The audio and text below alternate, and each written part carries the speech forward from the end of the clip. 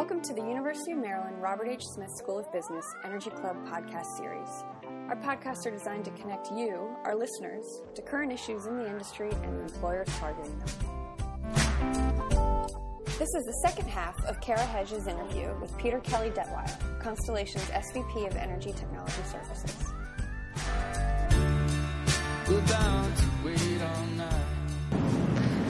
So with the areas like demand response or on the demand side, does Constellation take an approach, are you guys taking an approach to buy technologies, bring it in-house, build? How are you all looking at the marketplace? And I know there's been recent announcements with Virtuat and C-Power. Right, so all of the above.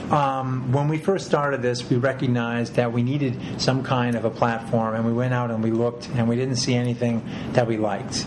And we really... one of our inherent advantages is that we have a fifth floor that trades and faces wholesale markets every day.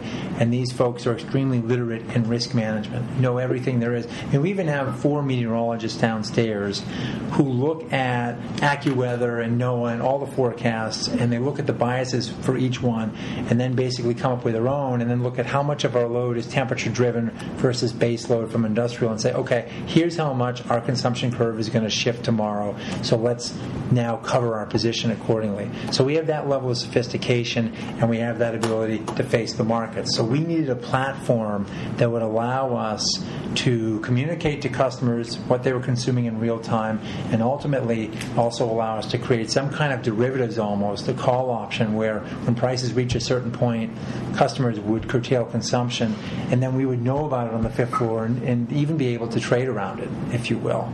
So there was nothing out there like that, and we haven't developed all the pieces yet, but we have the roadmap. So what we did was we actually hired the ex-president and CEO of Tritium to come in and build the platform. It's a Tritium-based platform, and the beauty of Tritium is it's sort of a Rosetta Stone that can talk to a lot of different control systems, both industrial but particularly in buildings. So it can talk to Johnson, Siemens, Honeywell, Allergen, etc., normalize the information out of all those disparate buildings, and then send signals back down to them, and we can drive automated strategies. So that existed. What we didn't have was the critical mass of people and some technologies that C-Power had. So we looked at C-Power, said this is a culture, customer-facing, thinks about the customer a lot like us, very transparent with respect to the customers and the savings and what's passed on, and has some 80-plus really intelligent people who wake up every day with the DNA of demand response, load response, dynamic load management, incorporated in these individuals. So we said, if we can bring these people on, we can really infuse a lot of oxygen into this room, bring in all this additional talent, and give this thing some rocket fuel that it really needs to go. Because right now, we are at this transformational point. I think we are at this sort of period where, where all the Silicon Valley intelligence is coming in, we have to catalyze our growth and transform things. And so getting to that critical mass and bringing in all those new people so we can develop the partnerships, push the technologies, get the market share, now's the time to make that all happen. So that was the appropriate time for that. And then we've also bought part of a company called Concert, which does automated load control down in the small commercial and residential side, and we're developing some partnerships with some other people in the space as well. Right. So with it being in the transformative phase of the market, what do you think the biggest challenges are going to be as you're putting all these pieces together and kind of developing that roadmap? As an organization, what types of things you think you'll run into, and how do you?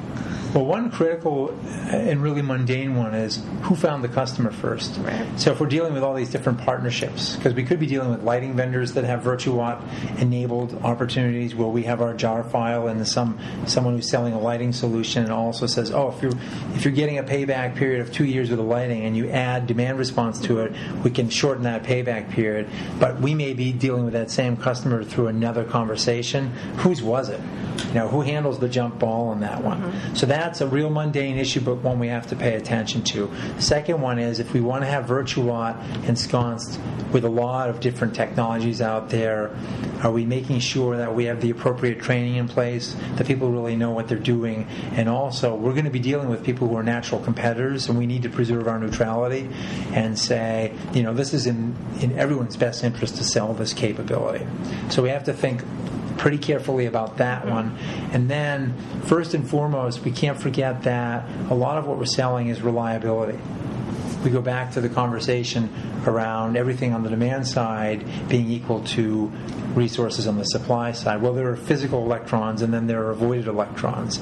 The avoided electrons have to be as good in their predictability and reliability as the ones generated by a power plant. If they don't show up, the grid has the same risks that it's facing.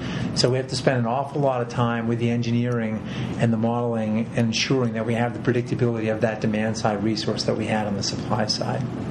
Great.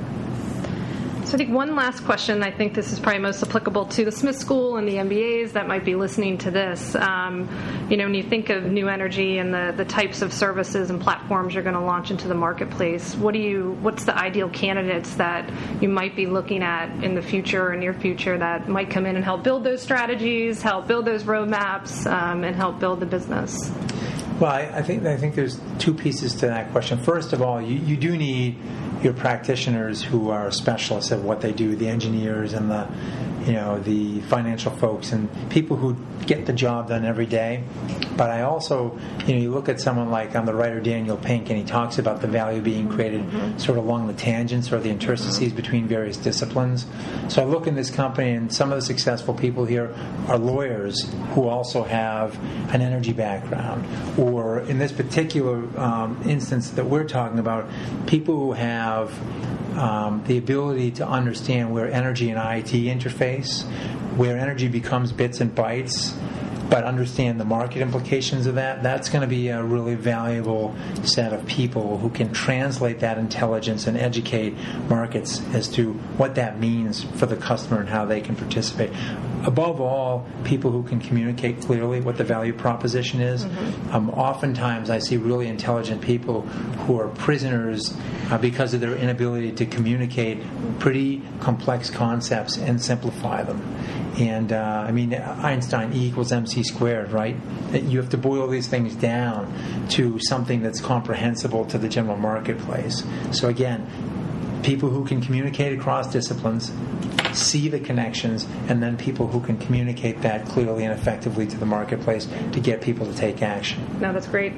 It's great thoughts. Any other advice for potentially job-seeking MBAs that are coming out to the market? Obviously, it's an interesting market to be coming into in general in the business environment. Any thoughts or advice for people that are looking out there and getting ready to enter in? One thing I would say is it makes a lot of sense right now to be looking online at some various resources. Like Green Tech Media, for example, is an online resource that talks every day about what's happening in solar, what's happening in demand response, wind, plug-in electric vehicles, or just plain electric vehicles, and so on. Becoming literate about what is going on in the energy space and trying to get a sense of globally how all these pieces fit together is really important right now, more so than it ever has been before. And then certainly understanding some of the financial implications of that. But if you're coming from business school, that shouldn't be. I take that as a given, right? So becoming more literate about what are some of the trends and what's going on in the energy space would be a really helpful thing for people to be doing and preparing themselves. Well, I think that's the last question. Again, on behalf of the Smith Energy Club, we really appreciate your time and your working with us on this. It's my pleasure. Thank you.